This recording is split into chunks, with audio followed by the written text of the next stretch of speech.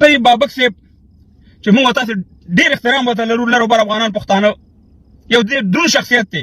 پرون د عمران خان په باره کې د پی ټی آی په باره کې یو بیان ورکړو او دا ویلي چې ولې د پی ټی آی ورونه د عمران خان د تنظیم خلک تلي د پریډو ټلویزیون په پېښور کې حمله کړې ده، ولې تشدد اختیار کړي.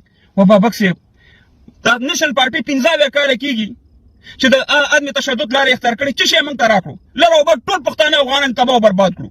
د عدم تشدد فلسفې باید د پای ټکی کېښودل شي وته، ځکه د عدم تشدد فلسفې موږ ته 600 شهیدان په بابره کې راکړل. د عدم تشدد فلسفې په سوات کې اپریشن وشو، همدغه جرنیلانو کرنیلانو وکړو. د عدم تشدد فلسفې وزیرستان په اور باندې وسېدلو. د عدم تشدد فلسفې ملکن باجوړ زمونږ اساسي لوی کور افغانستاني د خاورو سره خاورو کو، همدغه جرنیلانو، همدغه کرنیلانو، همدغه ایسای، همدغه شهباز شریف، همدغه نواز شریف، همدغه خلکو چې نن عمران خان د هغې په مقابل کې راوځي، پی ټی آی د هغې په مقابل کې راوځي ستاسې پښتانه ته راځي هغوی چې باید داسې ونه شي. د عدم تشدد 1500 کارکوونکي ستاسې د پارټۍ چې بشیر بلور غونډه کې خلک د میا افتخار یو زوی هغه پکې شهید کو، موږ ته دغه راکړه. د عدم تشدد فلسفې خو 30 کاله فخر افغان باچا خان بابا په جیل کې اچولی او سي مهربانه عدم تشدد او عمران خان 3 ورځې چا پرې نه ښودو جیل ته، خپل خلک خپل پښتانه ورپسې ودرېده او په 3 ورځو کې د محبس نه راویستو او فخر افغان باچا خان بابا 30 کاله تېر کړه. نو موږ ته عدم تشدد تر کومې پورې کوو؟ پنجابي فوج ایسای راغلي زما خویندې وژني بې عزته کوي او په ځمکه رانه قبضه کړې ده، برق رانه وړي، ګیس رانه وړي، دا چغې تاسې به وښئ. په ځمکه هر رقم مدنیت رانه وړي، یو شی راته نه پرېږدي چې نن خپل پښتانه راوچت شوي د دې په مقابل کې تاسې له عدم تشدد مه کوئ. بس تر کومې پورې اورې راوانې بل کړی دا 15 کاله، خصوصا دا تېر په 50 کاله. که زه ستاسې په ځای وی، که زما تعلق د نېشنل پارټۍ سره وی، که زما تعلق د پی ټي ایم سره وی، زما تعلق د عطاف شرپاو صاحب سره وی، یا نور تنظیمونو سره بغیر د فضل الله امان ډیزل پمپ نه خو هغه خو د سپي رکۍ دغه ولاکې سمه کړي.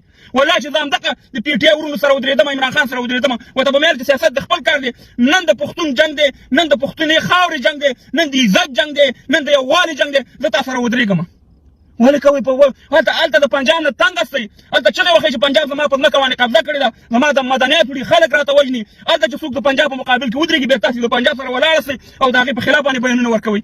بس یا بابک صاحب عدم تشدد فلسفه نوره بنده شي، نور هم وژني، مړه یې کړو، تباه یې کړو، ځوانان ټول لاړه خارج کې مسافر شو. بس یا دغه سیاست نور د پای ټکی ورته کېږدئ. زه د باچا خان فخر افغان باچا خان بابا ته احترام لرم، خو هغه وخت کوشش کړی و، کوشش ناکام شو. راځئ چې ټول سره یو ځای شو، بیا به وروسته سیاست هم ګورو، چوکۍ هم ګورو، وزارت هم ګورو. باید نور هم استعمال نه کړي. ګوره هغه طالبان چې تاسې په عقل باندې سره کوم خبرې کولې، او بله ورځ یې ورسره ګوره ایمل ولي خان کېنولی و او کېنولی همدغه ایسې ورته کېنولی و. دا به د عمر پېزوان وي. دغه یو بیان چې اسمانیار ولي خان د سوات په باره کې ورکړی چې اپریشن دې وشي، هغه اپریشن نه د نېشنل پارټۍ په خوښه باندې کېږي او نه بندېږي، خو بیان یې د هغې په خوله باندې ورکړو. نن پورې د پوځان دی ستاسې ته.